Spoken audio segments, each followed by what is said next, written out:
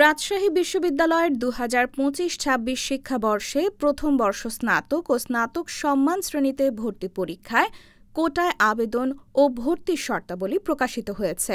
বিশ্ববিদ্যালয়ের ভারপ্রাপ্ত রেজিস্ট্রার অধ্যাপক ড. ইফতিখারুল আলম মাসুদ স্বাক্ষরিত এক বিজ্ঞপ্তিতে এই বিষয়ে বিস্তারিত জানানো হয়।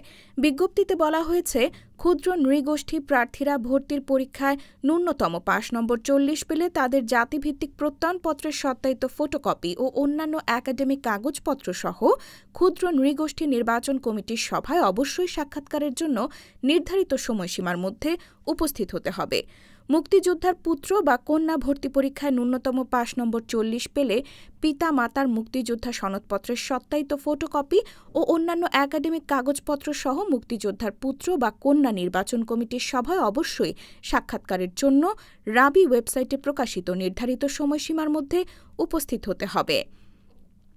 খেলোয়াড় কোটায় ভর্তিচ্ছু প্রার্থী ভর্তি পরীক্ষায় ন্যূনতম পাস নম্বর ৪০ পেলে খেলোয়াড় নির্বাচন কমিটির সভায় রাবি ওয়েবসাইটে প্রকাশিত নির্ধারিত সময়সীমার মধ্যে বিগত ২ বছরের মধ্যে জাতীয় পর্যায়ের কোনো খেলায় অংশগ্রহণকারী খেলোয়াড়ের সমর্থনে প্রয়োজনীয় কাগজাদি উপস্থাপন করতে হবে।